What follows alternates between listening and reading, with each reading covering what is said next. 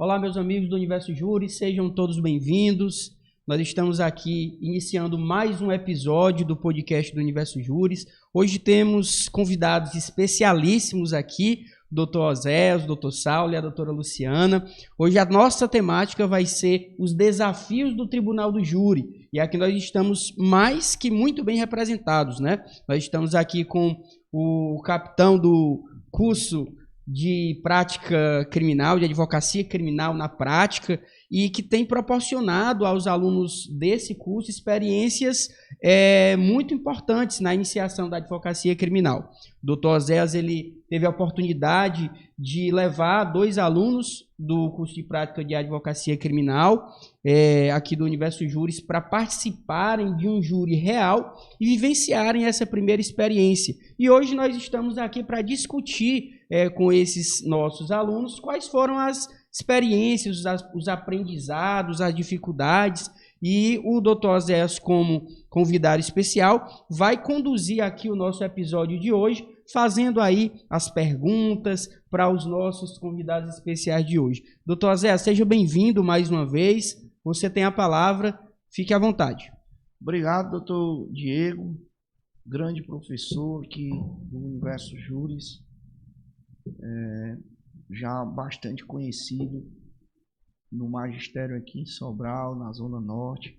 Agradeço a oportunidade de estar aqui, juntamente com a doutora Luciana e o doutor Saulo, falando um pouco sobre os desafios do Tribunal do Júri. Como você bem pontuou, a gente está à frente do curso Advocacia Criminal na Prática, e o objetivo da gente é realmente trazer, né, o aluno para dentro da prática, do dia a dia, né? Do enfrentamento mesmo. E eu tive a ideia de levar a doutora Luciana e o doutor Saulo para participarem de um júri bastante complexo, por sinal bastante complexo, eram 3 réus, né?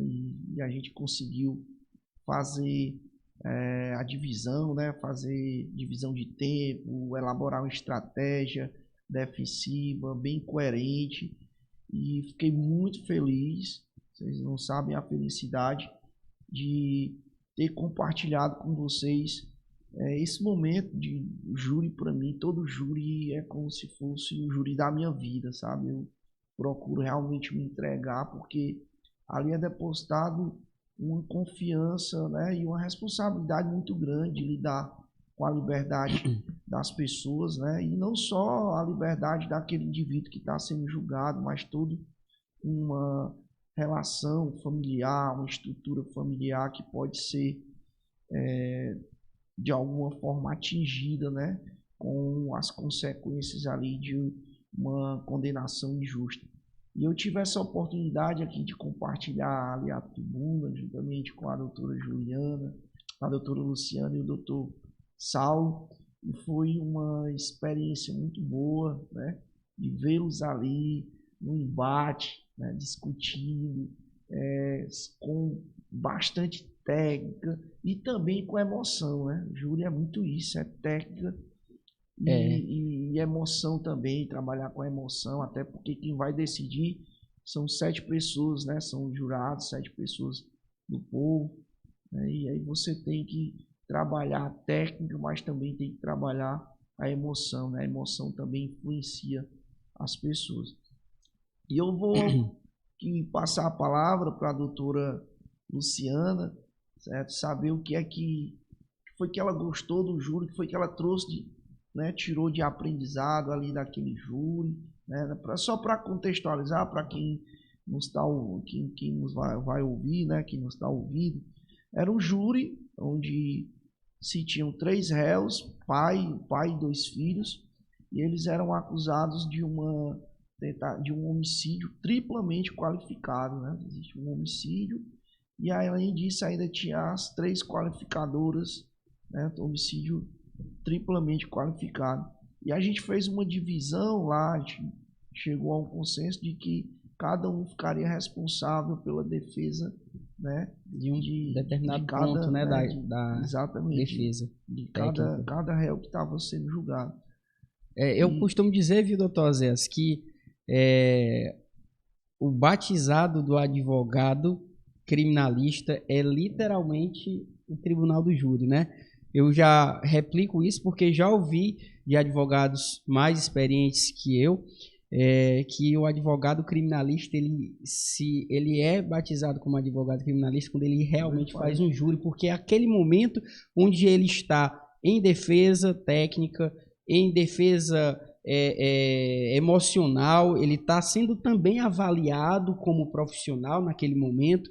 Então, ele não só está representando o cliente, não só está defendendo o direito, a causa que está em questão, mas também ele está se autoavaliando naquele momento, né? Então, tem toda uma performance. A advocacia criminal ela é complexa porque existe toda essa performance de teoria, de técnica, mas principalmente na prática. E eu vejo que é no tribunal do júri onde o advogado tem maior oportunidade de se expressar, porque lá é onde existe a amplitude da defesa, né?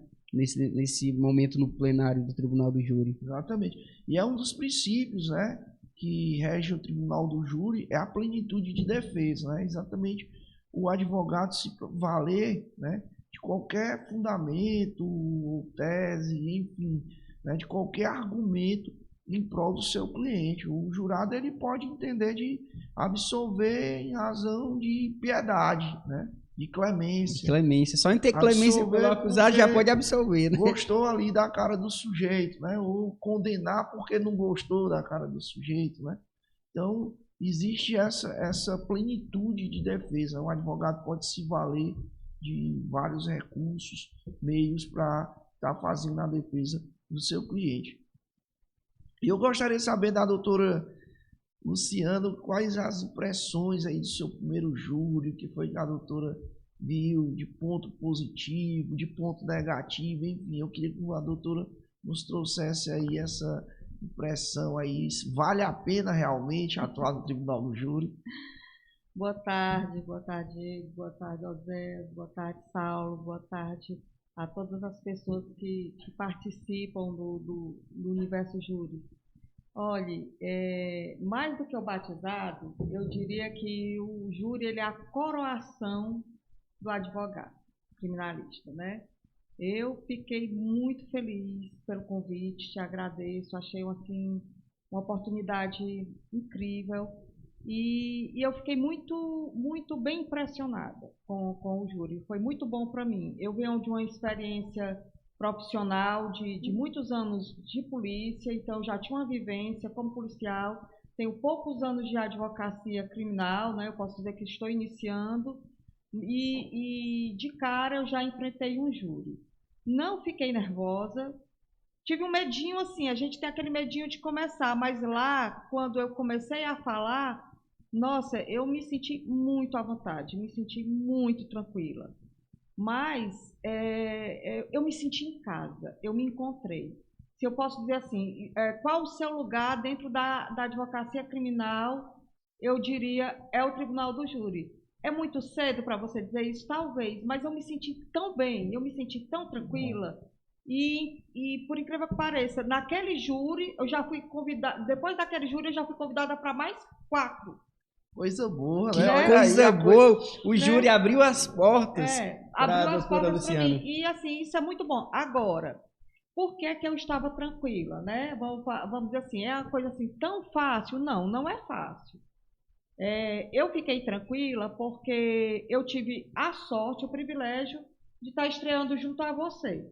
E junto a um colega, né? Um igual. Né? Eu estava com um mestre e eu estava com um igual. Isso já tranquiliza a gente, né? Você não está ali sozinha. E é muito bom você começar com a mentoria de uma pessoa que já é preparada, que já é consagrada. Então você já sabe que ali você não está entregue aos leões, você tá bem. E além disso, uma coisa que eu achei assim muito importante, que me deu muita tranquilidade, foi a preparação, porque o júri é o final. Mas antes do júri tem toda uma coisa que antecede. Tem todo um trabalho de preparação. Tem todo um trabalho de preparação. E nós, né, nós somos muito bem preparados. Eu fiquei impressionada. Eu disse, gente, quando você passa por toda a preparação, que a gente passou 3 dias, não foi? Um treinamento intensivo mesmo, a gente estudou os autos antes. Uma imersão mesmo. Foi uma imersão. A gente ficou assim 3 dias almoçando, lanchando, jantando, estudando direto ali no escritório. O Oséias, ele tem uma equipe muito boa, é um escritório realmente assim grande, né? Magnífico, assim, uma equipe, o Jonathan dando uma assessoria assim para a gente fantástica. Então, assim, o júri você tem que ter conhecimento, lógico. Você tem que ter um poder de oratória, assim, uma segurança de oratória, de saber o que você é capaz de falar. Você não tem que ter esse medo, né? Você tem que ter esse preparo mesmo psicológico, né? Mas importantíssimo é o treinamento. Se você Doutor Oséias preparou intensivamente, foi uma preparação intensiva, né, doutora Luciana? Fantástico. 3 dias de guerra naquele júri. E quando você treina muito, o jogo é fácil. Coisa flui, né? Flui, se você treina, o jogo é fácil. Agora, se você não treina, o jogo não é fácil. Agora, essa foi a minha impressão positiva, né? Eu terminei o júri naquele dia muito feliz, muito satisfeita. Nossa, eu estava assim em êxtase. Mas, assim, o que é que eu achei difícil no júri? Porque depois daquele dia eu já participei de outro, né? O que é difícil? Difícil é quando você tem um promotor difícil, que ele quer ganhar o jogo a qualquer custo, né? Isso dificulta. Mas quando você tem um promotor que é justo, que é, né? Técnico, né? Que é técnico, aí isso também ajuda bastante. Mas uma coisa que eu acho muito difícil, assim, e não diz respeito exatamente a ser um primeiro, ou um segundo, ou um 10º júri. É quando você vai para o júri com um réu, para defender um réu, que aquele corpo de jurados já tem um pensamento formado sobre aquele réu. Isso se dá muito em casos, assim, de réus famosos, que a mídia já bateu bastante, ou aqui, né, para nós, aqui na nossa realidade local, eu participei de um júri que o réu era um rapaz de facção.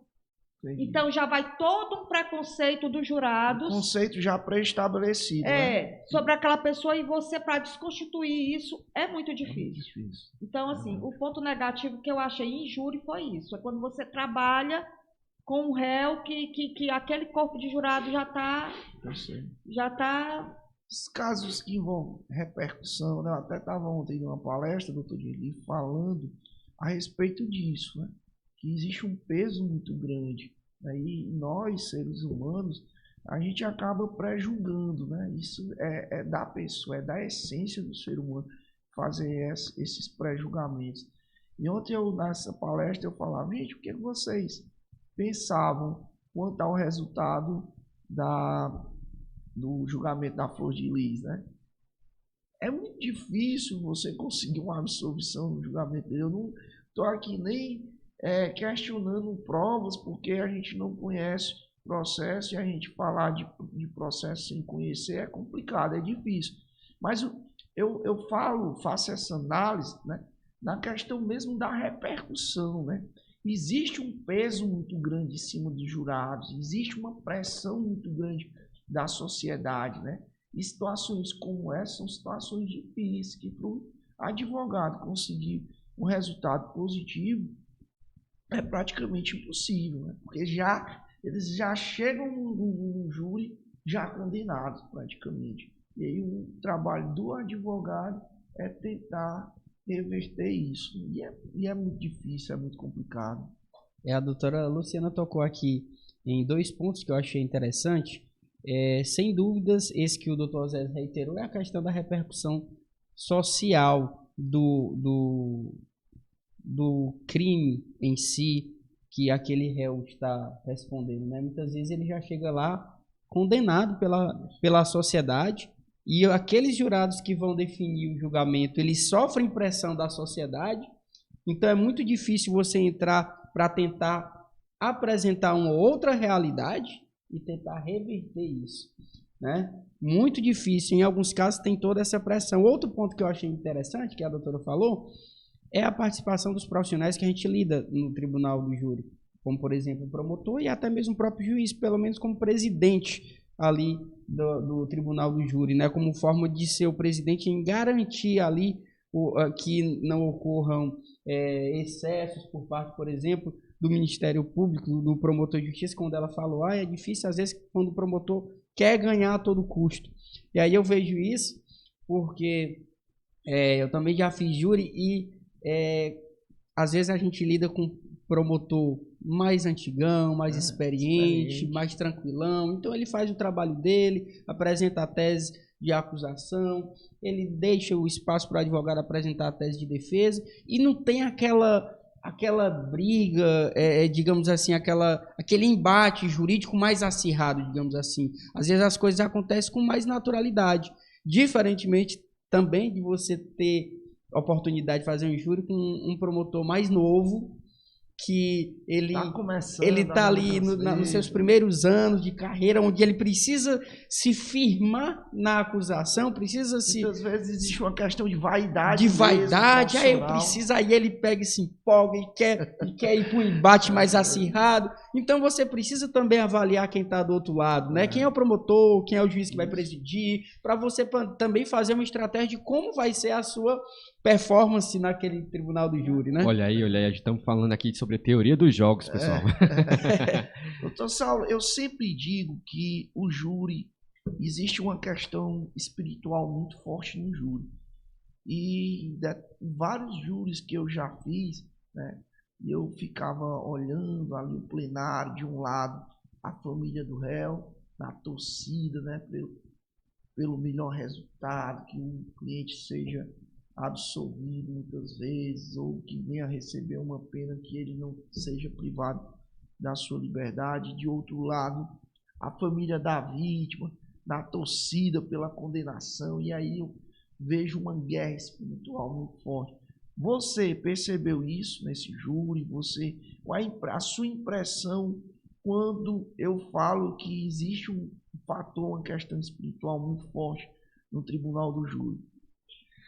Primeiramente, né, boa tarde, doutor Zé, doutor Diego, doutora Luciana, boa tarde a todos aqui que estão aqui presentes e quem está nos escutando. Eu concordo plenamente. Por quê? Porque quando estamos dentro do plenário, tem quem está assistindo a nós e tem a família do acusado, tem a família da vítima, então sempre tem aquele embate, aquela pressão. A gente sente aquela pressão. Acredito que o promotor também sente. Com toda certeza, os jurados também sentem.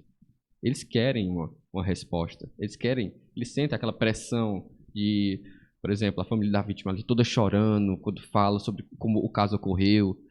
Aí sente aquela, sei lá, acho que é próprio espiritualmente falando, sente aquela sensação de ter uma resposta ali, seja injusta ou justa, para ambos os lados. Mas eles querem que aquilo ali saia um resultado que lhes beneficie.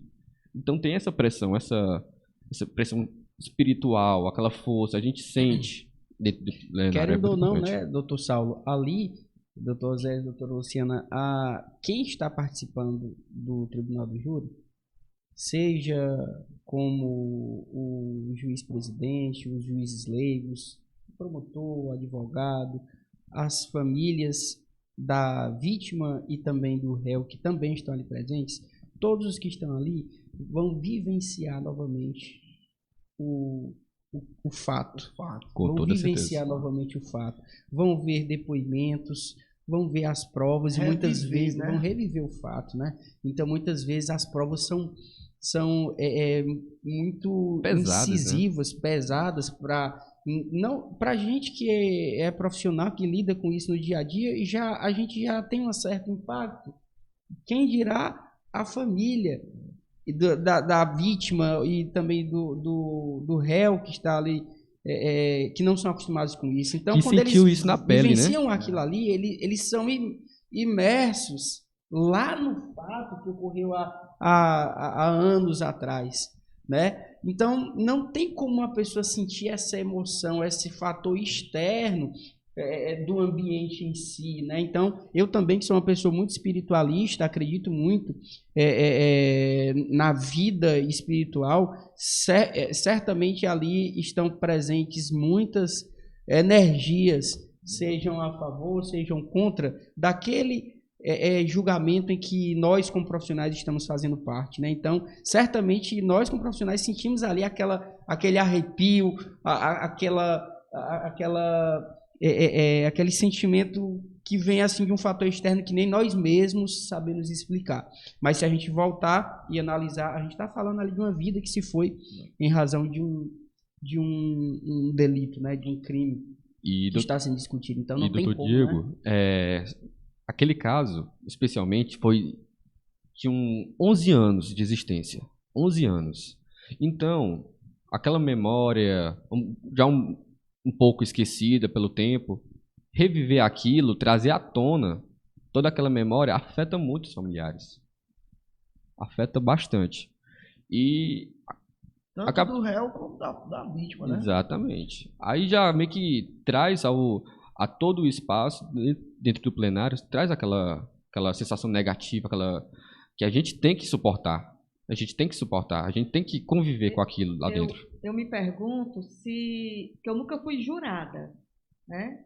Eu me pergunto se os jurados, eles conseguem sentir o que nós advogados sentimos. Porque, assim, o doutor Osés falou uma coisa aí que eu achei muito, muito importante, ele dizer que ele se envolve totalmente, né? Ele se entrega a todos os juros que ele se propõe a fazer, a defender os réus, porque aquilo ali ele vê o valor da liberdade, né? Aquela coisa que é mais cara à pessoa. E eu acho que esse é o papel do advogado. Só que quando eu leio os autos, quando eu começo a estudar e quando eu começo a montar a minha defesa, eu não vou dizer que é igualzinho à emoção de quem está sendo julgado, ou da família da vítima, ou da família daquela pessoa. Mas eu sinto algo muito próximo àquela emoção, porque eu fico me colocando no lugar daquela pessoa que praticou aquele ato. O que é que motivou aquela pessoa? O que é que ela estava sentindo? Isso traz uma energia, uma carga espiritual muito grande para mim. Eu fico pensando, será que os jurados conseguem sentir isso? E aí é que eu acho a importância também de, além da técnica, você trabalhar a emoção. Você conseguir levar até aquele corpo de jurados que vão definir aquela história, né, para aquelas duas famílias, para aquelas pessoas, né, aquele réu, você conseguir aproximar essa emoção, essa empatia, né, esse se colocar no lugar do outro. E nesse caso específico, doutor Diego, teve uma situação muito bem utilizada pelo Ministério Público de forma estratégica, que em dado momento da fala dele, ele fez a apresentação do exame cadavérico. E no exame cadavérico se tinha as fotos, né, da pessoa do falecido, e o perito ele tinha retirado o coração, né, daquele sujeito e tinha colocado tipo, uma vara, né, mostrando onde teria sido atingido, né, o coração, tipo, uma vara mostrando o orifício e tal, né, no caso, a circunferência da vara mostrava exatamente onde teria acontecido aquela lesão no coração. E aquilo teve um impacto muito grande, né, para os jurados. Eu não sei se vocês se atentaram a isso, né, no momento que ele apresentou essa foto, que eu vi que os jurados ficaram impressionados com aquilo. E ele ainda fez um jogo legal para a acusação, que ele disse, olha, eu vou pedir agora que a filha da vítima que está aqui, na época do ocorrido era criança, e no dia do júri eu acho que ela já tinha uns 18, 19 anos, e aí ele disse, olha, me respeita a sua memória, respeita a memória que você tem do seu pai, que talvez você teve pouco tempo de convivência com ele, eu vou pedir para que você se retire do tribunal, do plenário, na verdade, para eu poder mostrar aqui umas fotografias que eu sei que se você estiver aqui, você vai, né, realmente senti muito com essas fotografias. E aí naquele momento a filha saiu chorando, né? E tudo aquilo influencia, né? Comove os jurados. E ele fez muito bem, usou muito bem dessa estratégia para poder interferir na minha visão, né? No julgamento. Para poder interferir no julgamento, no convencimento dos jurados. Eu não sei se foi a mesma impressão que vocês tiveram. Com toda certeza. Com toda certeza. Porque eu acho que no júri tudo influencia. Tudo pode causar uma impressão que pode ser positiva ou negativa para o acusado ou para a vítima. Enfim. Aí os jurados, eles entendem de toda forma. Então, eu acho que as palavras dentro do júri são de grande importância. O que você fala, o que eu acho muito interessante do júri, você tem dentro do júri a palavra que pode definir ou não a condenação do seu cliente. Você sentindo a liberdade dele, a responsabilidade de ter a liberdade dele com as suas palavras, um limite ali, que o que você deve falar ou não falar pode definir a condenação ou a absolvição dele. Enfim, é extremamente interessante e impactante. Você falou num ponto muito interessante, né? Que é a comunicação, né? A forma como os jurados eles recebem aquela informação, né? Ou aquela impressão que eles têm. E essa comunicação ela pode ser feita de diversas formas. Você pode ser na forma falada, na forma escrita, ou gestos, né? Ou aquele visual do réu é muito importante. E nesse júri especificamente nesse júri, doutor Dico, o cliente da doutora Luciana, um homem da roça, né? Agricultor, foi com aquele chapéuzinho daquele cantor do Luiz Gonzaga. Luiz Gonzaga estava lá com a chinela havaiana e com o chapéu do Luiz Gonzaga ali mostrando aquele homem mais de 70 anos de idade sendo julgado. Eu queria saber da doutora Luciana se, no seu entender, na sua visão, aquilo de alguma forma impactou o entendimento, o convencimento ali dos jurados, porque o seu cliente foi o único absolvido. Primeiro júri absolvendo o cliente. Começou de pé direito, viu? Começou, foi com os dois pés do lado direito. Do lado direito. Não tem nem pé direito e esquerdo, não. Eu queria saber de você isso. Isso é importante, como o réu se comporta naquele momento, né? A visão que os jurados têm do réu durante o julgamento, o comportamento dele durante o julgamento. Olha, sem dúvida, é de grande importância. E aquele chapéuzinho dele não era jogo de cena não, viu? Eu ganhei aquele chapéu, ele me deu, porque eu peguei ele na palavra. Ele disse, doutora, se tudo der certo, eu vou lhe dar meu chapéu. Eu digo, porra, você guarda ele aí que ele já é meu, vai dar certo. E o chapéu era suado, aquele cheiro assim de suor mesmo, assim, sabe? Você sentia que é um chapéu de muitos anos de uso. Eu tenho ele lá em casa, é o meu troféu. Esse é o meu... o primeiro pagamento pelo júri. Primeiro recebido. E eu fiquei muito feliz porque eu realmente, não só porque ele foi absolvido, mas porque ele foi absolvido justamente. Eu acredito, eu tenho convicção da justiça que fez naquele dia em relação a ele. Agora, a questão de como o réu se apresenta, ela é importantíssima. A gente, né, na nossa imersão, a gente tinha até conversado um pouco sobre isso, né? Ele perguntando como é que ele ia, e eu me lembro que o doutor disse assim, vá do jeito que o senhor é. Eu posso ir assim, com a minha roupa mesmo? Pode, não precisa se arrumar, não. Não é para se produzir, é para o senhor ir como o senhor é. Ser você naquele momento. Seja você, né? Seja autêntico. E ele realmente, ele foi com aquela camisa, né, de homem de sertão, de botão, assim, bem simples, o chapéuzinho dele de couro, a chinelinha havaiana dele, que mostrava os pés rachados, né? Na hora a gente até disse, né, se levante para que os jurados lhe vejam. Veja que o que o senhor narra da sua história, né, que ele contava que trabalha desde os 9 anos, que a vida dele tinha sido muito difícil, e ele mostrou no visual dele a autenticidade dele, daquelas informações. Mas, assim, de um modo geral, é muito importante você preparar o seu cliente para a apresentação dele, né? Inclusive, assim, eu já gosto disso por gostar mesmo, para mim, para minha vida, para aplicação na minha vida. Mas é muito importante também para você utilizar com o seu cliente. Morfologia das cores, das formas, o que é que você quer comunicar com a cor que você veste. Aí eu até falei para os outros clientes, vocês não vão de vermelho, não vão de laranja, não vão com cores berrantes, cores suaves, cores que transmitem calma, tranquilidade. Então, assim, rosa claro, não rosa pink, vai de rosa. Rosa é a cor do amor universal. Então, você vê uma pessoa vestida de rosa claro, é legal. Azul claro, cores claras, de um modo geral, são boas.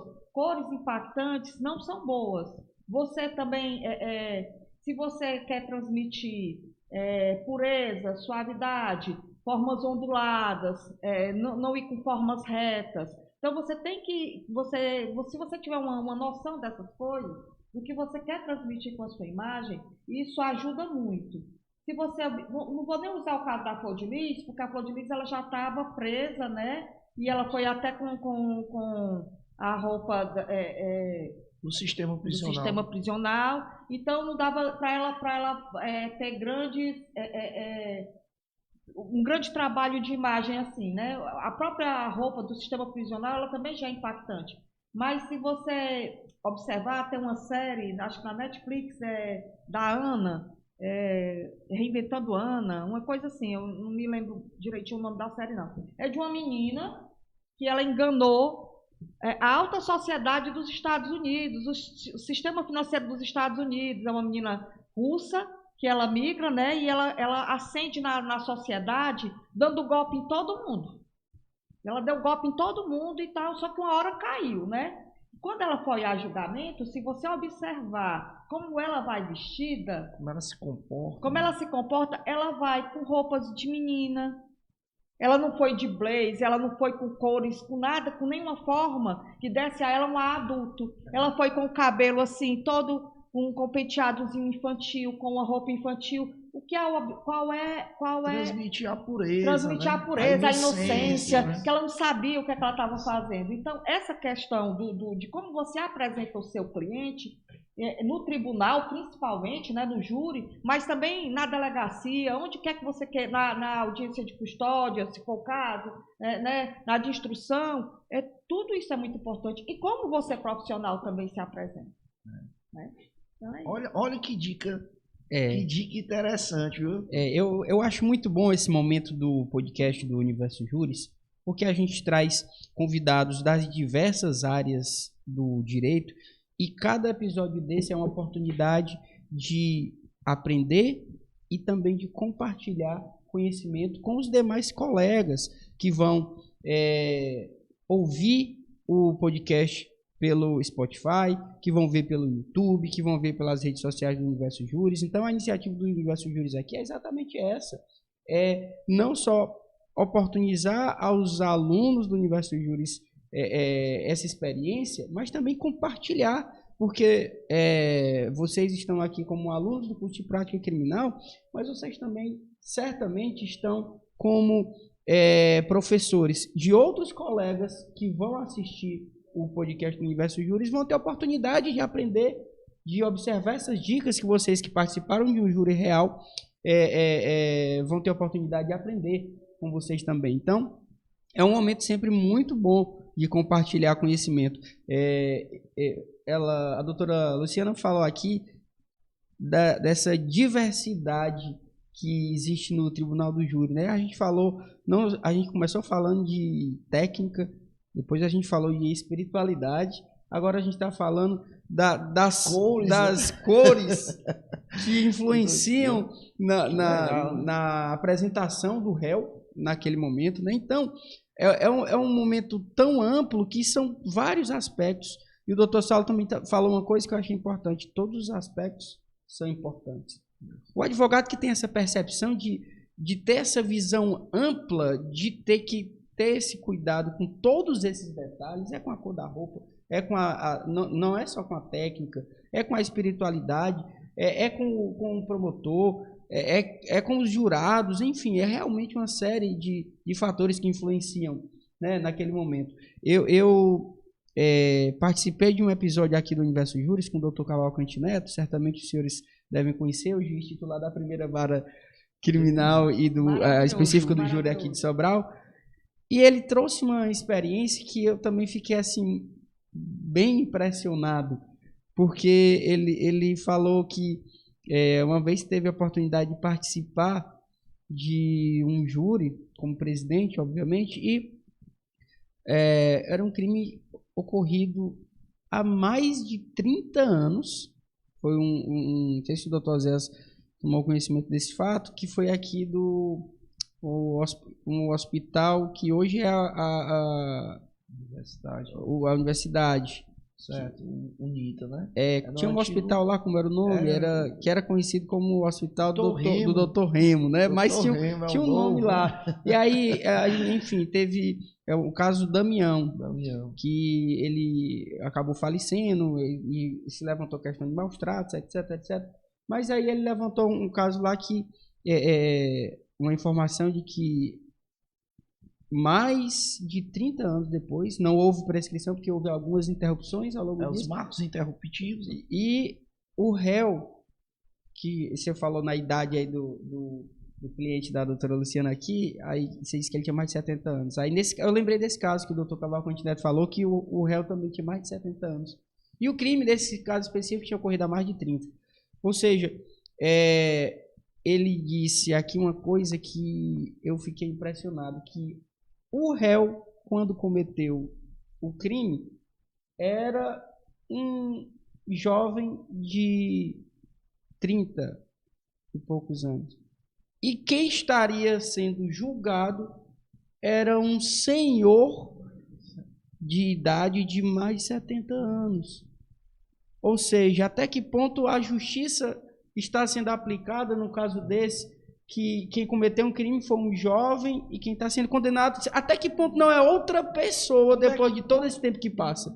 Então, até isso você tem que analisar. Como é que se desconsidera isso? Como é que você vai chegar para os jurados? Uma situação exatamente. Dessa, né? A advocacia, nesse caso, vai olhar para os jurados e vai dizer: senhores jurados, quem cometeu um crime foi um jovem inexperiente e quem está sendo julgado é um senhor que é pai, é avô, é bisavô, contribuiu por anos e anos por meio do seu trabalho para a sociedade, etc, etc.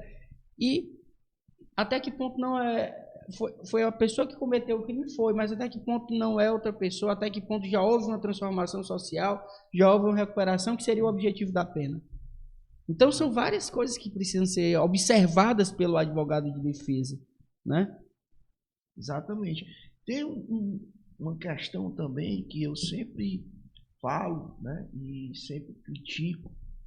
Eu não sei se o doutor Saulo percebeu isso, quanto à escolha dos jurados, né? É um momento crucial do júri, né, você escolher ali os juízes, né, que irão julgar, né, a liberdade do teu cliente.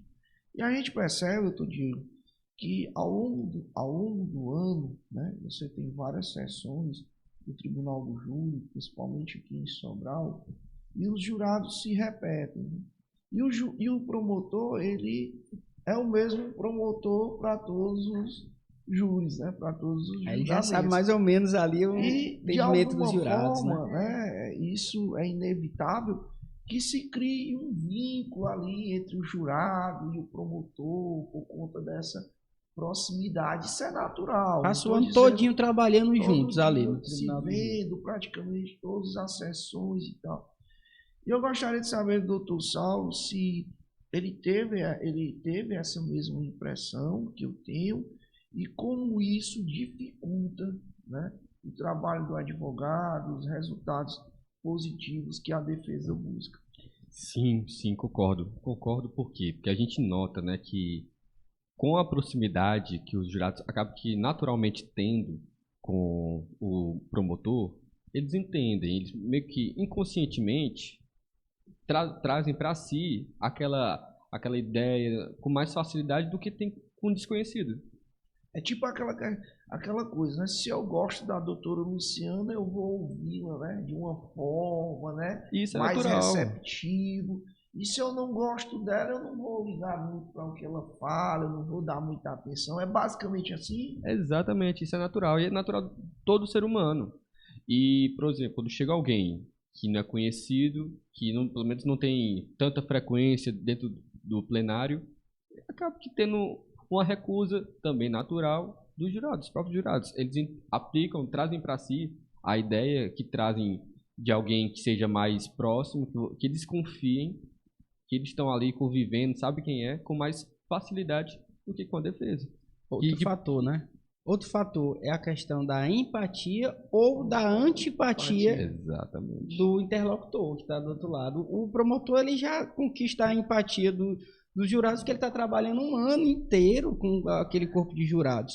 Muitas vezes ele já sabe até o entendimento de um ou de outro sobre determinada circunstância, e aí ele tem a oportunidade de, na hora do sorteio lá, dizer aceito, não aceito, tal, porque ele já tem o entendimento. Como é que o advogado que está fazendo aquele júri pontual vai ter essa é impressão. desigual, É né? desigual, Vai ter essa não tem impressão. paridade. Porque É desigual, né? Não é uma briga justa, né? É. E, por exemplo, até, por exemplo, quando, de acordo com o decorrer do ano, vários jurados fazem perguntas, isso também é natural, mas com o decorrer do ano, com o decorrer das sessões, dá a entender que é que aquele jurado está pensando. E o promotor acaba aplicando. Não, eu vou aplicar essa tese aqui porque eu sei que ela vai ser mais aceita do que essa outra. E assim eu vou ganhando um jurado por jurado. Não, em última análise, o promotor também ele pode fazer uma estatística, né? Dos júris que ele obteve o resultado que ele queria, ele vai fazendo aquela comparação com quais eram os jurados Que daquele estavam presentes, presentes, então, júri, isso. e a tese acusatória aí foi ele, vencedora, né? Aí, E aí você mas sabe faz o que é que eu uma tô- probabilidade ali, né? mas Um sabe o que é jogo. que eu estou fazendo? Como eu estou conversando nos meus júris agora, e eu ainda disponho de um tempo, que, se Deus quiser, brevemente não vou mais dispor desse tempo, porque a demanda vai ser tão grande que eu não vou mais dispor, mas Eu enquanto creio. isso não acontece, eu creio, eu acredito em Deus e acredito em mim, né? O que é que eu faço? Eu estou indo assistir os júris, todo júri que eu tenho, que eu vejo lá, a pauta de julgamento, se eu tenho uma horinha para ir, eu vou nem que seja na hora dos debates. Por quê? Porque eu não só observo os jurados, como eu também observo o promotor. Quais são os argumentos que ele está usando naquele julgamento? Porque tribunal do júri é uma coisa só, né? Ou é tentativa. E são casos que se repetem, Pois é, né? exatamente. Assim, com as suas circunstâncias ali pontuais, né? Que se diferenciam. Mas, assim, casos que se repetem, principalmente quando se trata da questão jurídica, né? Da tipificação, enfim. Então, você tem como avaliar isso, né? Você tem como Então, assim, tentar prever, né? então a dica que eu dou, assim, quem puder, o Saulo também gosta de assistir. Sim, A gente tem uma turma que tem uns colegas aqui que sempre gostam de assistir, a doutora Jaqueline, ela gosta muito de assistir.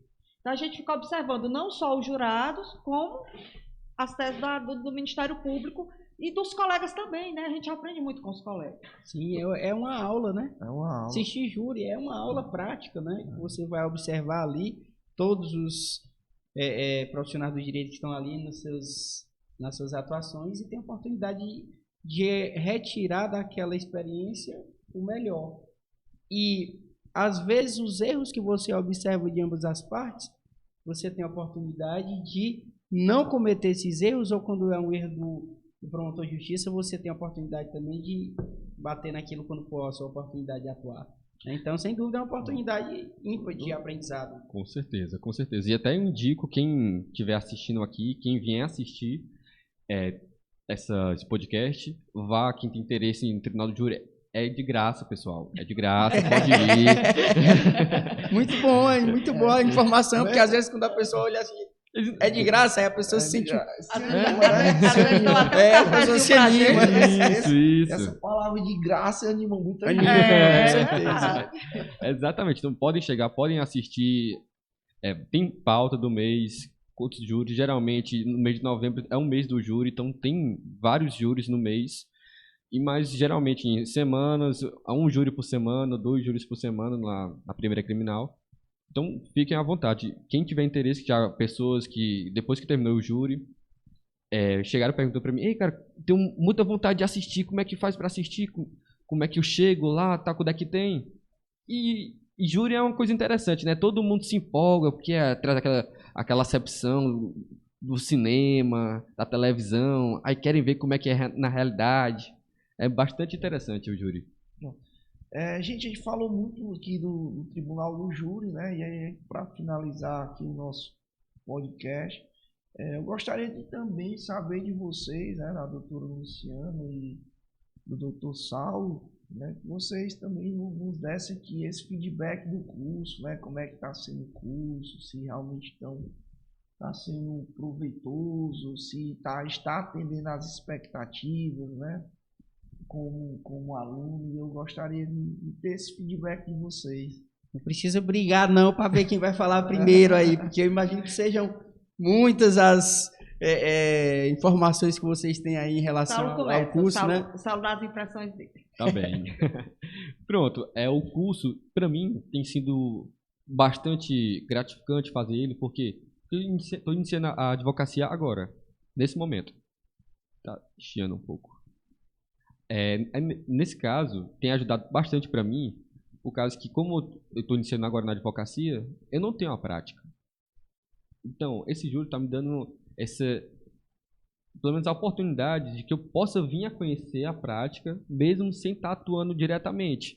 É o grande apoio, eu acho que é a grande necessidade de todos que estão iniciando na advocacia, que eles têm que ter essa necessidade desse aprendizado.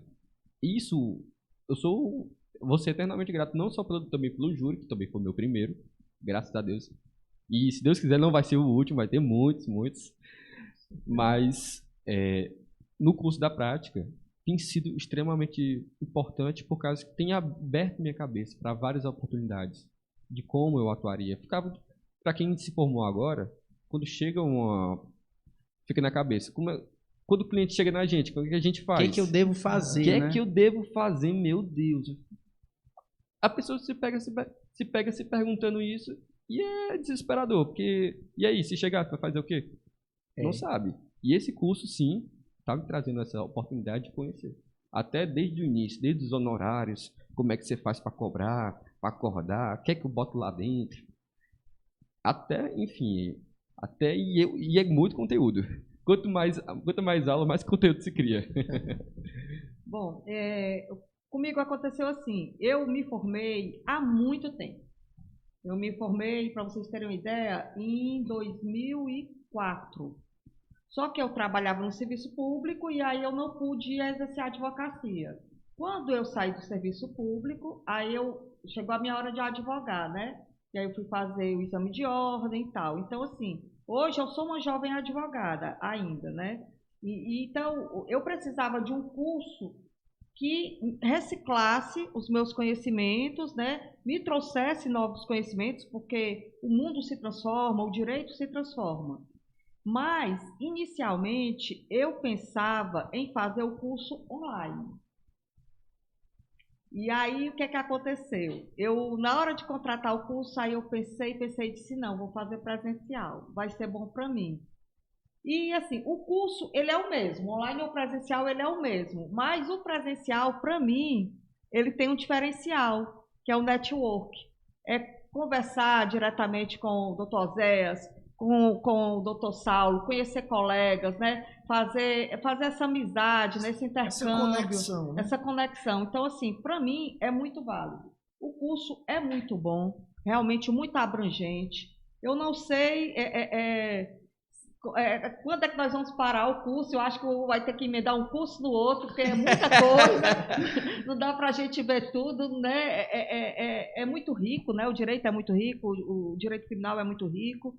Então, assim, eu estou muito satisfeita, mas sei que online é joia, porque eu já tinha feito outros cursos online, eu gosto muito do formato online, mas o presencial, para mim, é show. E sem contar a grande oportunidade que eu tive, né, de estrear no júri com um mentor desse, né, gente? Exatamente. Não é brincadeira, não. E com um parceiro desse, um menino educado, inteligente, gentil. Foi muito bom, muito feliz. Eu estou satisfeitíssima. Excelente. O Universo Júris fica muito satisfeito em ouvir esse depoimento de vocês e mais feliz ainda em poder estar realizando esse trabalho, que é um trabalho de compartilhar conhecimento.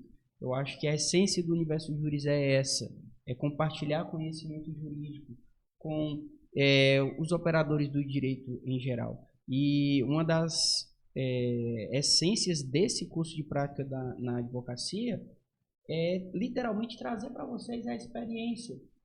Como o Dr. Saulo falou que está iniciando a advocacia, a doutora Luciana também está iniciando a advocacia, nada melhor do que trazer a experiência da advocacia do Dr. Oséias e apresentar para vocês. Então, é uma visão da experiência que vocês estão tendo a oportunidade com quem tem quase 15 anos de advocacia criminal na prática. Não, deixa eu só dizer só uma palavrinha aqui, bem rapidinho. É que eu, desde o início, desde a hora que eu sentei ali, eu pensei em dizer, e não disse até agora, a generosidade, né? Nossa, como é bom você ser generoso. Você partilhar um júri, você dá oportunidade, você estender a mão para quem está começando. Gente, isso é fantástico. Essa generosidade, esse não ter medo, né? Saber confiar, você não ter medo, você confiar, você saber que tem lugar para todo mundo. São milhares de pessoas no sistema prisional. Então, assim, eu acho isso top, gente. Não tenho nem palavras para descrever. É verdade. Isso aí. Só tenho que agradecer aqui a oportunidade de falar aqui no podcast, dentro do podcast do Universo Júris, ter tido essa oportunidade. Já falei várias vezes pro Dr. Oséias, várias e várias vezes, mas eu falo mais uma vez, sou eternamente grato por ter tido essa primeira, que era um sonho meu, praticar, fazer um júri, e sou eternamente grato ao Dr. Oséias por ter tido essa oportunidade, ter me dado essa oportunidade de defender, ter a palavra, a força da palavra, o direito de defender um ser humano. Isso é excepcional. Eu agradeço. Muito obrigado, Dr. Oséias. Eu que agradeço, gente. Fico muito feliz, né, pelo feedback aí de vocês quanto ao curso, certo? E eu já deixo aqui dito e bem claro, né, que podem sempre contar comigo, independentemente de curso, certo? A gente está aqui para realmente ajudar, transmitir aquilo que é um pouco daquilo que a gente sabe, né? Um pouco que a gente sabe, a gente está aqui para poder compartilhar com vocês, porque um dia eu iniciei, né? Eu sei das dificuldades, eu sei que a gente não é preparado numa faculdade para lidar aí com esse mercado, com essa da advocacia, né? Uma questão não só de competitividade, mas também das dificuldades, né? Da atuação diária, principalmente quem atua na seara criminal, né? Como é difícil, hoje vocês estão tendo essa experiência, o advogado criminalista, ele tem uma dificuldade maior, a advocacia como um todo, toda área tem suas dificuldades, mas eu costumo dizer que o advogado criminalista, ele tem mais dificuldades, né, no dia a dia, no desempenho das suas atividades. Fico muito grato também pelo convite do Universo Júris. Eu, quando recebi o convite, eu aceitei porque eu sei da seriedade dessa casa, né, dessa equipe, dos professores que realmente são comprometidos, né, do histórico, né, dos resultados, né, os resultados por si só já falam que é o Universo Júris, né. Não pensei duas vezes, tem sido para mim um desafio, né, um desafio pessoal. Eu não tinha feito ainda um curso, a advocacia me consome demais, certo? Eu sou advogado, vivo da advocacia, e a advocacia é que provê, né, o sustento da minha família, e eu sou muito grato a Deus pela advocacia, mas também sou grato, né, a Deus por ter colocado o Universo Júris aqui, por eu poder estar compartilhando o meu conhecimento aqui, tratando com pessoas sérias, pessoas que realmente têm um dom de ensinar. Então, o Diego aqui já uma pessoa que está há não sei quantos anos ensinando, né, entregando conhecimento, como outros também profissionais que fazem parte dessa casa. Muito obrigado, doutor Oséias, pela deferência ao Universo Juris. Muito obrigado também ao doutor Saulo, à doutora Luciana. Quero dizer a vocês que vocês já fazem parte dessa história do Universo Juris. O doutor Oséias ingressou no Universo Juris nesse ano de 2022, mas podemos dizer, é o primeiro curso do doutor Oséias, mas podemos dizer que o doutor Oséias já faz parte dessa história do Universo Juris, porque na advocacia criminal o doutor Oséias foi quem deu vida ao projeto, a idealização de um curso de prática do Universo Juris. Nós tivemos a ideia, vamos fazer um curso de prática no Universo Juris, porque o Universo Juris prepara para a OAB, mas também prepara para o exercício da advocacia na prática.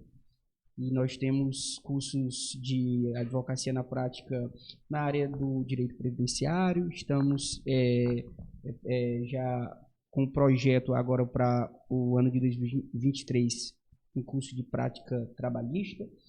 E agora, no final de 2022, demos vida ao curso de advocacia criminal na prática. E quem foi o interlocutor, quem capitaneou, quem deu vida a esse curso foi o Dr. Oséias. Então, o Universo Juris agradece a sua participação, que seja o primeiro de tantos outros cursos que o Dr. Oséias tem a oportunidade de participar aqui no Universo Juris e está sempre compartilhando conhecimento aqui com vocês, né? Então, todos vocês fazem parte dessa história. Vamos seguindo aqui para as palavras finais, finalizando com mais um episódio do podcast do Universo Juris. O episódio de hoje teve como tema os desafios do Tribunal do Júri. Participaram o Dr. Oséias, Dr. Saulo, a doutora Luciana. Quem gostou do conteúdo, dá um like, compartilha com os amigos e, acima de tudo, quem gostou do conteúdo, vem para o curso de Prática Criminal do Universo Juris. Forte abraço a todos e até a próxima.